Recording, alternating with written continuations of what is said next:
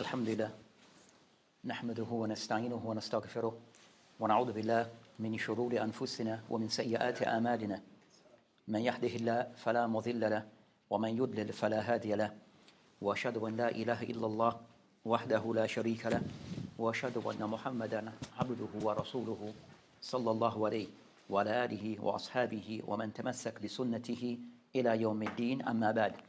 So we continue discussing the book Aqidah Ibn Abi Zayd Al-Qayrawani rahimahullah, and as we mentioned in the previous lecture, matters pertaining to the life of the author and matters pertaining to the book. So today we'll be starting concerning the actual book, and as we had discussed previous, that this particular book, this Risalah by Ibn Abi Zayd, that it is in 3 parts. The first part he discusses concerning matters that relates to Aqidah. Then the second part of the book he discussed matters concerning fiqh based upon the madhab of Imam Malik rahimahullah. As then the third part of this book he discussed a matter pertaining to suluk, the person and the Muslim adab and conduct. So we'll be more concentrating and discussing concerning the first portion of this book, which is the matter pertaining to Aqidah. So we had covered concerning a life of the Imam Ibn Abi Zayd, and also matters that pertain to the book. Now inshallah ta'ala we'll be reading from the book. As we mentioned that we also mentioned about also the one who have explained this book. So far many of the Mashaykh have explained the book, and amongst them that have explained the books and also in a translated form is Sheikh Ahmed Al-Najmi. So Sheikh Ahmed Najmi, of those who have explained the book amongst others. So be using his explanation as a guide and things that we may add based upon what we think would be beneficial to add. Tafaddal. Bismillah wa salatu wa salam ala Rasulullah. We start this lesson on page 42, and it starts with that which is pronounced by the tongue and firmly believed in the heart concerning the obligatory matters of the religion. And his saying, these obligatory matters include believing in the heart and expressing with the tongue that Allah is one and there is no deity worthy of worship except Him. Explanation. That's concerning. So what is mentioned for what was read first is that what is mentioned by the author was Al-Imam Ibn Abi Zayd regarding this particular thesis. Now he mentions now there will be an explanation based upon what is mentioned by Sheikh Ahmed Al-Najmi. Aywa. Explanation. All praise is due to Allah alone, and may peace and blessings be upon the most honored Prophet and Messenger, our Prophet Muhammad, and his family and all his companions. The meaning of having Iman in the heart is to believe in the oneness of Allah, exalted be He, and then to affirm this belief with one's tongue by expressing in words that Allah is one and there is no deity worthy of worship except Him. And in fact, this is the meaning implied by the statement, there is no deity worthy of worship except Allah. This statement is made of 2 composed sentences. One sentence serves to negate and the affirm to affirm. The former sentence is composed of a particle, no, followed by the clause being negated. The word deity occurs in indefinite form. The grammatical construct of applying the negation word no to an indefinite noun dictates that the noun deity covers all possible entities that comes under its meaning. Hence it means all deities, objects of worship, and forms are unworthy of worship. Immediately after this negation is the affirmative statement, introduced by the word except, and the overall meaning is to declare and affirm the lordship and deity of Allah, one and alone. This meaning is noted in the ayah, وَمَا أَرْسَلْنَا مِن قَبْلِكَ مِن رُّسُلٍ إِلَّا نُوحِي إِلَيْهِ أَنَّهُ لَا إِلَهَ إِلَّا أَنَا فَاعْبُدُونِ. And we sent not before you any messenger except that we revealed to him that there is no deity except me, so worship me. Anbiya. Surah Anbiya 21 verse 25. So as mentioned regarding that Ibn Abi Zayd rahimahullah, that he started his thesis by discussing concerning this matter mentioned من ذلك الإيمان بالقلب والنقد باللسان أن الله إله واحد لا إله غيره. So he started with this sentence, and then the explanator, the one who explained, Sheikh Al-Najmi, that he commented regarding that particular, what is mentioned regarding the start of this book. So as for this matter, that one of those points that can be added, that Ibn Abi Zayd, rahimahullah, that he started regarding concerning this particular Risalah, regarding discussing concerning matters pertaining to the first arkan of Iman. So the first arkan of Iman, the first pillar of Iman, is matter that relates to belief in Allah subhanahu wa ta'ala. So as we know concerning the hadith of Jibreel alayhi salam, where he asked the Prophet alayhi salam regarding mal iman, or akhbarani an al-iman, faqal an tu'min billah al-hadith. So the first of those arkan of Iman is belief in Allah subhanahu wa ta'ala. So the author wished to commence this Risala by covering points relating to the belief in Allah subhanahu wa ta'ala. So when he starts concerning of the reason of starting regarding matters relating to of belief in Allah subhanahu wa ta'ala, which is the essence, a part of La ilaha illallah. So he discussed concerning, so of those points that also that have been mentioned, or of those things that regarding concerning on what is stated here, where he mentioned concerning that من ذلك الإيمان بالقلب والنطق باللسان, of regarding concerning this matter, that is not first of those things to clarify that what is intended by Iman in this context, or this, as he mentioned here, is not Iman according to Haqiqat al-Iman, is not to go into detail discussing concerning the true reality of the meaning of Iman, which composed of three matters that will be discussed later by the author.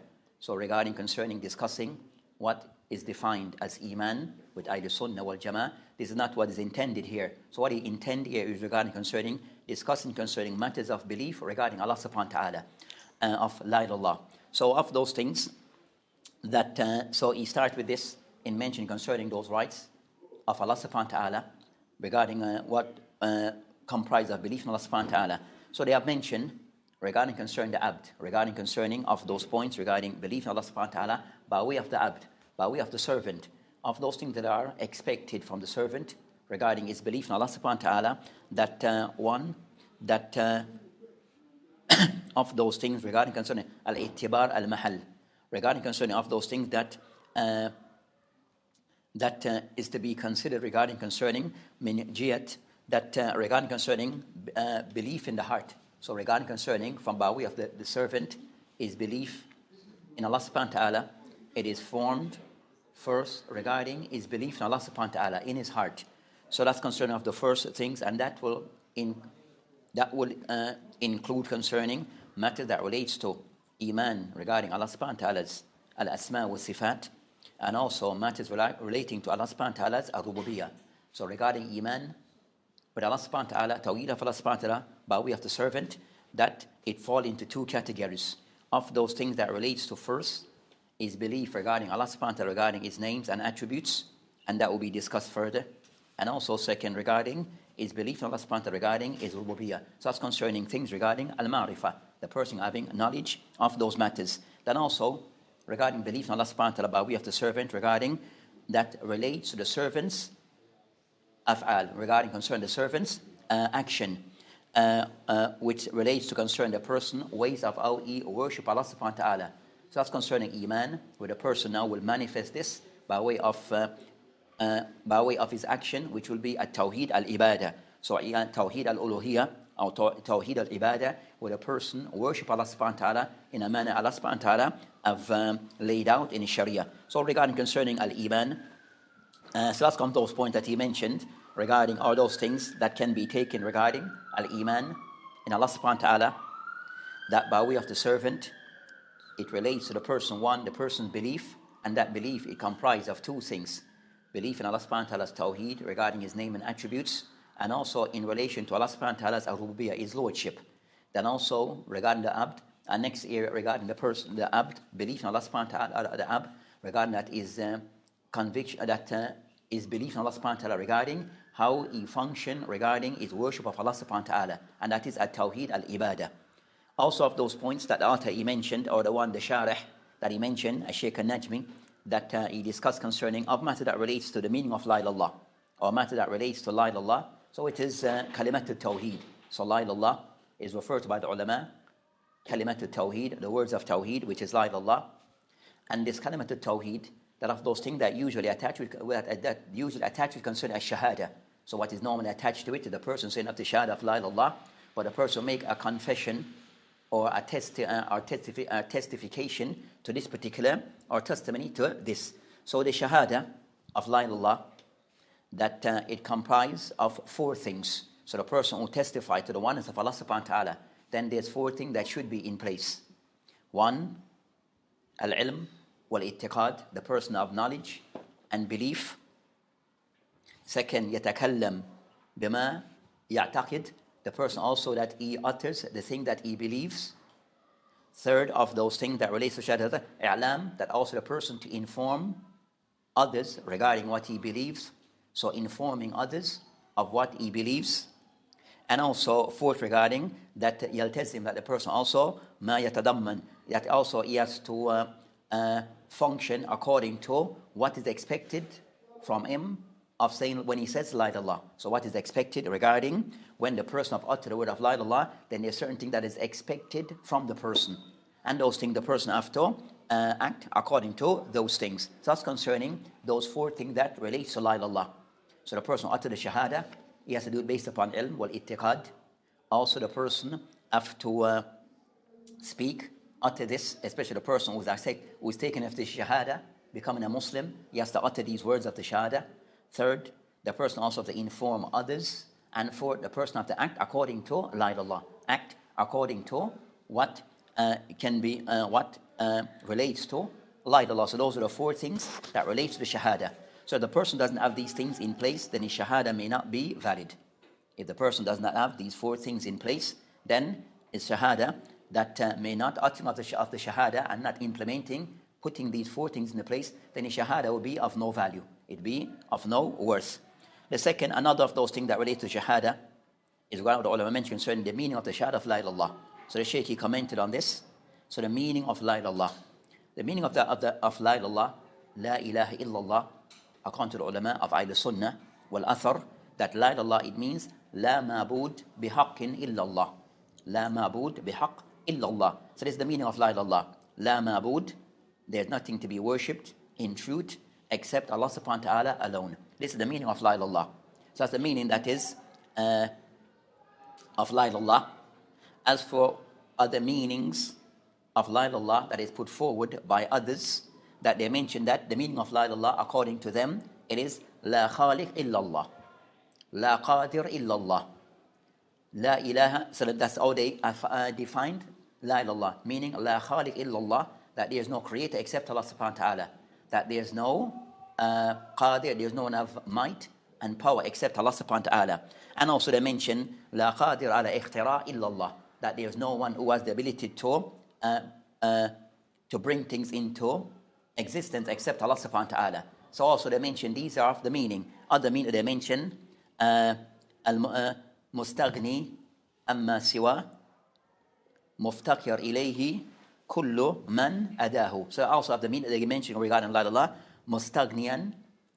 mustagni amma sawa, that everyone is in need of him, or is not in need of any, and all is in need of him. That's concern of the meaning that has been put forward by others regarding what's the meaning of la ilaha illallah. All those meaning are somewhat deficient and does not explain the meaning of la ilaha correctly. All those meaning, it can somewhat more give the meaning concerning of matters relating to Allah subhanahu wa ta'ala's rububiyyah. All of these is in relation to Allah subhanahu wa ta'ala's lordship, and doesn't per se give the full meaning of what is intended of la ilaha illallah. So all those meanings are said to be deficient. They are not proper meanings of la ilaha illallah, not the intended meaning of la ilaha illallah, as they only can somewhat capture that Allah subhanahu wa ta'ala is deserving of lordship. So that's concerning, so the meaning of la ilaha illallah, la ma'bud, that there's nothing to be worshipped, deserving to be worshipped in truth except Allah subhanahu wa ta'ala alone. So that's concerning matters pertaining to the meaning of la ilaha illallah. And as the author mentioned, that also the second matter, another matter regarding la ilaha illallah, is regarding that la ilaha illallah, that it comprises of, this sentence comprises of 2 parts. That is sentence, la ilaha illallah, it comprises of 2 main parts. The first section, the first part of this sentence, the ulama refer to as an-nafi. La ilaha, la nafi. There is So saying that there is not. So la ilaha, that's nafi, as the Shari has mentioned. So nafi, regarding that, there's none deserving to be worshipped, or everything that is deserving to be worshipped. Illallah, except Allah subhanahu wa ta'ala. So none deserving to be worshipped except Allah subhanahu wa ta'ala alone in truth. So that's concerning an-nafi wal-ithbat. So the second part is al-ithbat. So nafi is removing worship, then rejection of worship of all things that may be worshipped. And also ithbat is affirming that worship is only, Allah subhanahu wa ta'ala is the only one deserving of true worship. So an ithbat, that Allah subhanahu wa ta'ala is the only one deserving of true worship. So that's concerning, and the ulama refer to these two as that la ilallah, it consists of ruknan. It consists of two main arkan, two main pillars, an-nafi wal-ithbat. An-nafi, which is negating regarding things that are worshipped, and affirming that only Allah subhanahu wa ta'ala is deserving of true worship. Also, the ulama have mentioned regarding the statement of la ilallah, it comes also with many other things. Of those things regarding la ilallah, of things to be added, is regarding concerning matters regarding that la ilallah. It has arkan, it has the meaning, and also it has shurut. So la ilallah also have shurut. So there are certain conditions that are attached to la ilallah, and the ulama mentioned concerning shurut la ilallah, sab'a. Shurut la ilallah, that they are sab'a. The first, al-ilm, knowledge of what is being said. Second, yaqeen, the person of certainty of what he's saying. Third, al-ikhlas, the person is sincere in what he's saying and genuine in what he's saying, that he wants to worship Allah subhanahu wa ta'ala alone and none others. Fourth, as-sidq, that a person is truthful in what he's saying, that of what he's uttering. Fifth, al-mahabba, so the fourth is as-sidq, and the fifth, mahabba. The fifth is mahabba. Mahabba by way of the person, that complete love of Allah subhanahu wa ta'ala over all things. The sixth, al-inqiyad. The sixth, al-inqiyad, with a person of servitude. The person is obedient. So the person being obedient, so having obedience to Allah subhanahu wa ta'ala, and submissiveness. And also the last, al-qubul. Al-qubul. So al-qubul, full acceptance. Full acceptance of what comes with this, full acceptance regarding what comes with la ilallah. So that's concerning of those things that relates to the shurut of la ilallah, which are sab'a.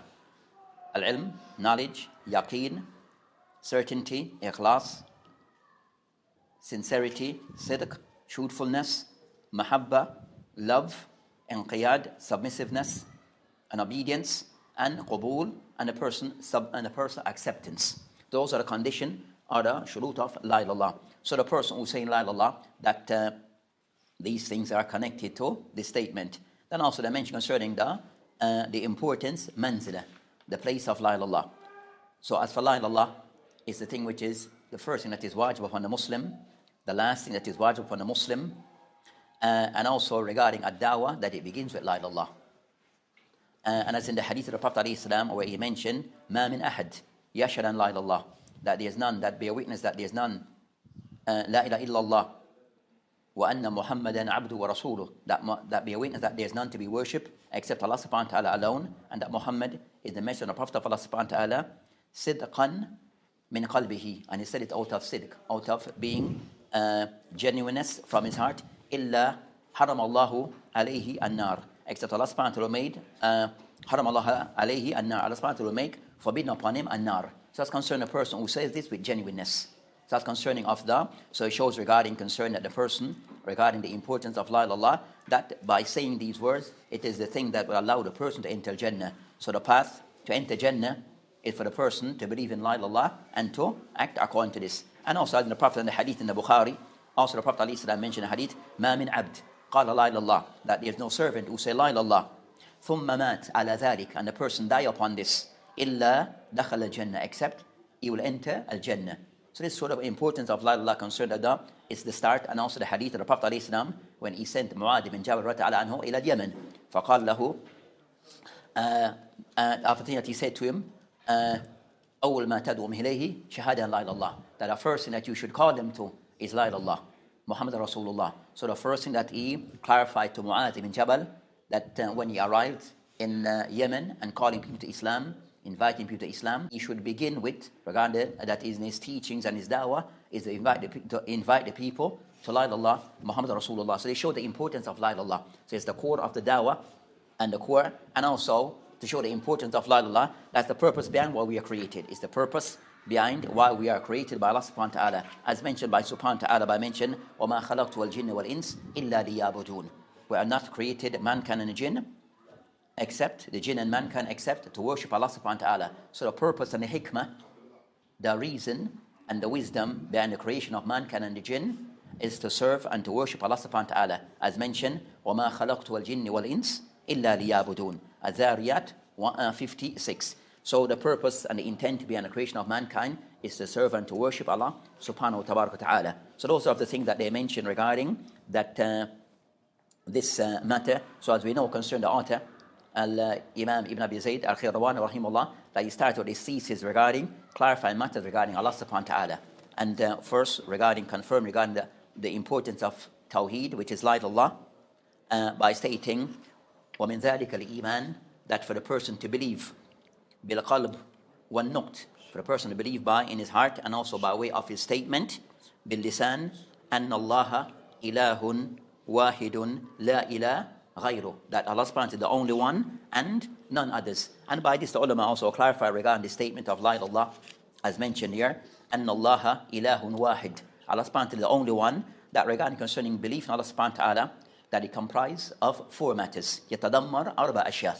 So belief in Allah subhanahu wa ta'ala, يتضمن, that it comprises of four things. Four things the person have to take into account. The first, iman biwujudillah, that the person first believe in Allah subhanahu wa ta'ala existence. So of those things regarding the person, regarding these four matters, is believing in Allah subhanahu wa ta'ala's existence, as mentioned by Ibn Abi Zayd rahimahullah. Second, for the person to believe al-iman bitawheed al-rububiyyah, for the person to believe in Allah subhanahu wa ta'ala's oneness regarding al-mulk, Allah subhanahu wa ta'ala the one who is the creator, regarding tadabbur, Allah subhanahu wa ta'ala the one who governs these affairs. So regarding concerning al-rizq, that these are concerning a matter relating to Allah subhanahu wa ta'ala's rububiyyah, lordship of the one who governs this creation.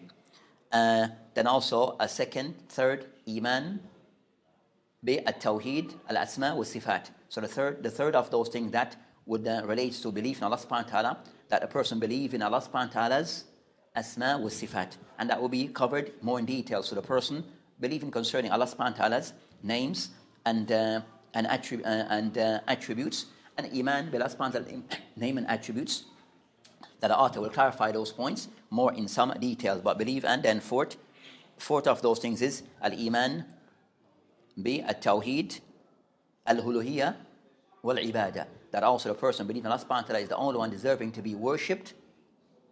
So believing in Allah subhanahu wa ta'ala is the only one to be worshipped. So that's concerning belief in Allah subhanahu wa ta'ala. It will comprise of those four things: Allah subhanahu wa ta'ala's existence, belief in Allah subhanahu wa ta'ala's lordship, belief in Allah subhanahu wa ta'ala's names and attributes, and that will be clarified further, and also belief in Allah subhanahu wa ta'ala's ibadah, Allah subhanahu wa ta'ala's worship. So the ulama have mentioned regarding concerning those matters that a person who does not, you have those who reject, which is rare amongst mankind, we just said that does occur regarding people rejecting Allah subhanahu wa ta'ala's existence. So you find those who reject Allah subhanahu wa ta'ala's existence, and that is kufr, mulhid, regarding those people who does not believe in Allah subhanahu wa ta'ala's existence, those people considered to be kafir, mulhid. Then we have second, so not believing in Allah subhanahu wa ta'ala's existence make the person a mulhid, atheist. Then we have concerning of those who reject Allah subhanahu wa ta'ala's lordship. You find that al-rububiyyah, least of the people who reject this, that the people do. So that's concerning least of those things that are rejected regarding, but you do find those who do so. Then you have concerning that regarding if the person reject Allah subhanahu wa ta'ala names and attributes. So you find the concerning matters regarding disputes regarding Allah subhanahu wa ta'ala name and attributes. You find concern that it have occurred regarding the nation before, al-Yahud and Nasara, regarding Allah subhanahu wa ta'ala's name and attributes, that they deviated in this bab, And also you find amongst the Muslims also who deviated in this bab. So you find of the Muslims that there's some level of contention regarding this bab of al-asma wa sifat from amongst some of the Muslims. We'll find that some either fall into that at-tahrif or at-tamthil regarding Allah subhanahu wa ta'ala name attribute of them, they fall into resembling Allah subhanahu wa ta'ala with things of His creation, or ta'atil, that they reject Allah subhanahu wa ta'ala's sifat. So you'll find that some of the Muslims or those who came to Islam, that they also fell into deviation regarding Allah subhanahu wa ta'ala's name and attributes. And some of those points to be covered later.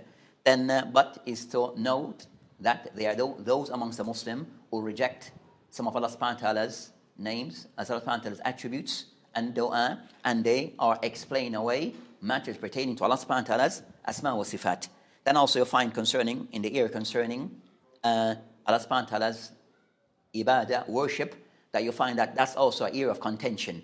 That's always been an area of contention regarding al-ahli Islam, those who popularly upon Islam, wa ahli al-awthan, and people who are worshippers of idols.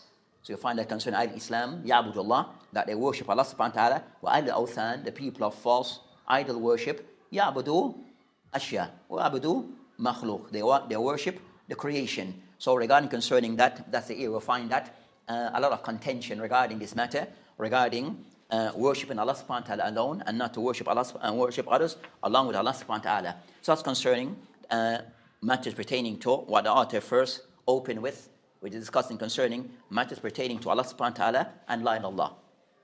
Aywa. And the author saying, nor is there like him, nor any equal to him, nor any offspring from him, nor any parent from him, nor any companion or wife for him, nor any partner for him. This part asserts that Allah neither originated from someone or something, nor is there something or someone originating out of him. It also negates the existence of his having a consultant or a helper, or even there being anyone or anything that may bear resemblance to him or be equal to him in any respect. This type of negation is what Surah Al-Ikhlas asserts, as Allah says, قُلْ هُوَ اللَّهُ أَحَدٌ اللَّهُ الصَّمَدُ لَمْ يَلِدْ وَلَمْ يُولَدْ وَلَمْ يَكُنْ لَهُ كُفُوًا أَحَدٌ. And it translates to, say, He is Allah, who is one, Allah, the eternal refuge. He neither begets nor is born, nor is there to him any equivalent. This part serves to negate three things: any beginning to his existence, any end to his lasting, or the termination of his lordship. Aywa. So the author and the sharah, the one who's the author was Shaykh Ibn Abi Zayd, that he mentioned la shabila, wala nadhira, wala walad la, wala walid la, wala sahiba la, wala sharika la. So he mentioned regarding concerning of those matters, again pertaining to Allah subhanahu wa ta'ala. So now he's discussing concerning certain matters regarding that clarify certain things that one should negate from Allah subhanahu wa ta'ala. Of those things to negate or to clarify regarding that one should not imagine that these things, Allah subhanahu wa ta'ala is to be described with these things, but rather Allah subhanahu wa ta'ala is free from these things. So he wished to kind of somewhat to clarify that in discussing matters pertaining to Allah subhanahu wa ta'ala, that there are certain things the person should remove from his mind. And for the person to know Allah subhanahu wa ta'ala is not to be described with these things. So he mentioned of these points regarding la shabiya, 1, la nazir, 2, there's nothing that is similar to Allah subhanahu wa ta'ala. There's nothing that can resemble Allah subhanahu wa ta'ala. 3rd, la walad, Allah subhanahu wa ta'ala has no offspring. Wala walid, Allah subhanahu wa ta'ala also have no parents. Wala sahiba, and also no sahiba, meaning here a zawja, our companion. Wala sharika la, and also there's nothing that is to be ascribed to Allah subhanahu wa ta'ala. So the author rahimahullah mentioned these points of an-nafi regarding these things, regarding Allah subhanahu wa ta'ala. And that kind of somewhat to affirm, and the reason for this is to affirm the oneness of Allah subhanahu wa ta'ala. So the reason of negating of these things is to affirm the uniqueness of Allah subhanahu wa ta'ala and the oneness of Allah subhanahu wa ta'ala. So that all these things, Allah subhanahu wa ta'ala is free from these things. So as what he mentioned, la shabila, and what is intended by la shabiyah, concerning al-murad, al-mitha, mathil, that there is nothing that is similar to Allah subhanahu wa ta'ala. So that is, there is nothing similar to Allah subhanahu wa ta'ala, meaning that both are equal in their that. So al-shabiyah, that both regarding their essence, that both are similar. So he's negating this from Allah subhanahu wa ta'ala, where two things that they're similar regarding their essence. Then I mentioned la nazir. So nazir, murad concerning ma yuqabil naziru, meaning concern that not that there's nothing regarding concerning that there's nothing mutasawi, there's nothing that is likened to him. There's nothing that is likened to him. By way of there's nothing that can be likened to Allah subhanahu wa ta'ala. By way of Allah subhanahu wa ta'ala af'al. By way of Allah subhanahu wa ta'ala af'al, that there's nothing that can be likened or similar to Allah subhanahu wa ta'ala regarding as af'al. So the first, shabiyah, regarding Allah subhanahu wa ta'ala essence. Second, regarding Allah subhanahu wa ta'ala's af'al.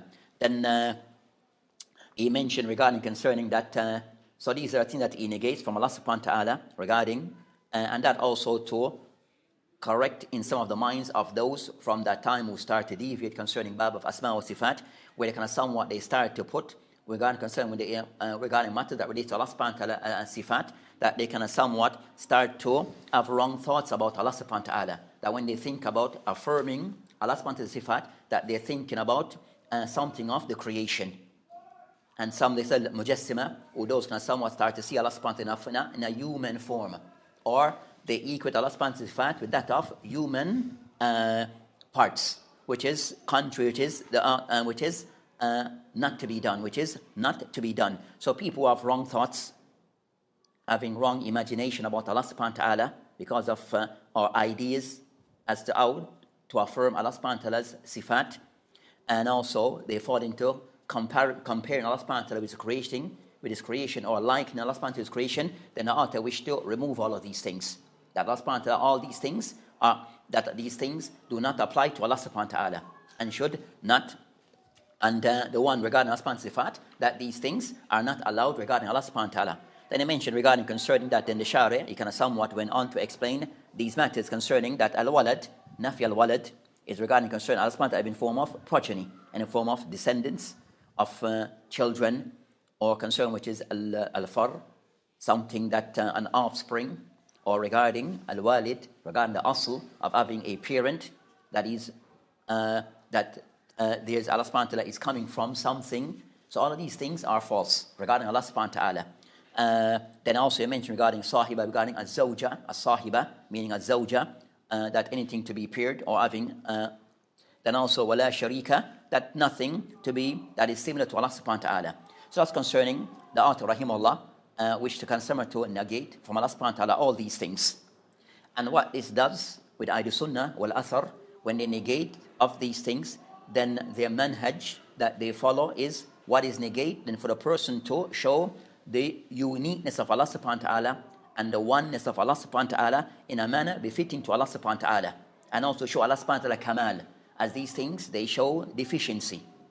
These things they show regarding if there's likeness, then the person is then Allah subhanahu wa ta'ala is not one in his uniqueness. And having children and having, then it shows that the one is not unique in their oneness. So Ahlus Sunnah, that negation is, and also negation also to affirm the opposite. So what is being negated, also to affirm the opposite in a manner of perfection, and that goes back to Allah subhanahu wa ta'ala. So an-nafi with Ahlus Sunnah, when they negate from Allah subhanahu wa ta'ala, then also yastalzim, then what it necessitate, affirming the opposite to Allah subhanahu wa ta'ala in kamal. So he mentioned regarding concerning of this matter, regarding of negate regarding these matters, that so negation is for the person to remove, to negate from Allah subhanahu wa ta'ala what is being mentioned, and also it necessitate thubut kamal diddu, that also to affirm the opposite of what is being negated. regarding Allah subhanahu wa ta'ala. So it mentioned a sinner wa nawm. Then also this is affirming Allah subhanahu wa ta'ala that sinner wa nawm, slumber and sleep, is not, Allah subhanahu wa ta'ala is not to be described as such, because these indicate deficiency. These are things of deficiency, and by this is to affirm the opposite in a form of perfection, which is concerning al-haya wal-qayyumiyya of Allah subhanahu wa ta'ala. So that's concerning matters relating to al-asma, regarding these matters that are being negated. So show that these things, Allah subhanahu wa ta'ala is free of these things, and that one should not ascribe Allah subhanahu wa ta'ala or liken Allah subhanahu wa ta'ala with these things, or make similar Allah subhanahu wa ta'ala with these things. So it may be asked concerning that, so an-nafi as-sahih an Allah subhanahu wa ta'ala yarja ila amrayn. So one negates something from Allah subhanahu wa ta'ala, then it requires two things to be put in place. Two things should be, it goes back to two things. One, negation, sahih, it removes concerning an-nafi, naqa'is wal-uyub anillah, it's remove any form of imperfection to Allah subhanahu wa ta'ala, and also deficiency. That's the first thing, negation, negating any deficiency or imperfection to Allah subhanahu wa ta'ala. And second, an-nafi mumathala, and also that not it negate any form of anything that is to be likened or to be similar to Allah subhanahu wa ta'ala. So the person to remove any form of trying to liken Allah subhanahu wa ta'ala to anything in the creation. So whatever Allah subhanahu wa ta'ala affirmed to himself, then the person should not in any way imagine or have thoughts that this is something that can be likened to that of the creation. So that's concerning of those things that a person have to be mindful of regarding this point regarding negation of Allah subhanahu wa ta'ala. So the author negate those things, and as it starts regarding negation, and then he will, as mentioned, the ayat that mentioned Surah Al-Ikhlas, قُلْ هُوَ اللَّهُ أَحَدٌ Allahu Samad, that two ayat is al-ithbat. Those two ayat, قُلْ هُوَ اللَّهُ أَحَدٌ Allahu Samad, that is regarding concern Allah subhanahu wa ta'ala, say Allah subhanahu wa ta'ala is the only one, Allahu Samad. Then ithbat, Allah subhanahu wa ta'ala regarding those qualities. Then I mentioned lam yalid wa lam yulad, and then also negating from Allah subhanahu wa ta'ala regarding concerning these matters regarding Allah subhanahu wa ta'ala having progeny, children, or Allah subhanahu wa ta'ala having parents, coming from a parent. And I mentioned lam yakun lahu kufuwan ahad, then also that there is nothing similar to Allah subhanahu wa ta'ala. So the author kind of somewhat staying in line regarding of those points, in line with those. So there's nothing equivalent, there's nothing that is similar, there's nothing that is equivalent to Allah subhanahu wa ta'ala in any form or way. So that's concerning of those points that he started regarding matters pertaining to Allah subhanahu wa ta'ala. And also matters regarding at-tawheed, which is the first of the arkan of iman as-sit. With that, inshallah ta'ala, that as mentioned, that we'll read what is the method of how we'll explain this book, that we'll read what is said by Sheikh Al-Najmi, from the author, the original author, Sheikh Ibn Abi Zayd Al-Qayrawani rahimahullah. Then that was said, then what is explained by Sheikh Al-Najmi is points that you have mentioned. Then also we may add other points regarding some of the points relating to this particular book. So inshallah ta'ala, with that we'll stop here. So by way of quick recap of what have been said, that one, the author started discussing concerning matter relating to the arkan of Islam, the arkan of Iman. And we discussed concerning the meaning of La ilaha illallah, and we discussed concerning La ilaha illallah, and having belief in La ilaha illallah, and to utter of La ilaha illallah. Then we discussed concerning the meaning of La ilaha illallah, what is meant by the shahada, what are the things that is taken from it, that are the things that are linked along with saying the shahada of La ilaha illallah, and if those things are in place, it will benefit the person, and if not, then the saying the shahada would be of no benefit to the person. Then also discussed concerning the arkan of La ilaha illallah, which is an-nafi wal ithbat. Then also discussed concerning shurut of La ilaha illallah, that they are sab'ah. Then also we discussed concerning the virtue, the manzil of La ilaha illallah, the benefit of La ilaha illallah regarding to enter Jannah, the person have to die upon La ilaha illallah and believe in La ilaha illallah. And also the thing that is the awwal wajib is the first that is wajib upon a person, and based upon the hadith of Mu'adh bin Jabal, when the Prophet ﷺ sent Mu'adh bin Jabal to Yemen, that the first that he advised him is that for him to call to La ilaha illallah Muhammad Rasulullah. So it showed the importance of Allah ilallah, and it's the awwal da'wah. And the first statement the last thing the person should utter upon his mouth, and if he dies upon this, dakhal al-jannah, with as-sidq, with sincerity. Then also we discussed concerning the author also mentioned regarding of certain things that he wished to clarify, that these things Allah subhanahu wa ta'ala is not these things to be removed from Allah subhanahu wa ta'ala, and he mentioned certain things that we have covered. So that inshallah ta'ala will end here and continue next week regarding these points that relates to this book of Aqidah Ibn Abi Zayd Al-Qayrawani rahimahullah, one of the ulama who have wrote on the points of Aqidah. So that inshallah ta'ala will end here and continue in the next session. وبالله تعالى توفيق وهذه إلى السبيل والآخرة والحمد لله. السلام عليكم ورحمة الله وبركاته.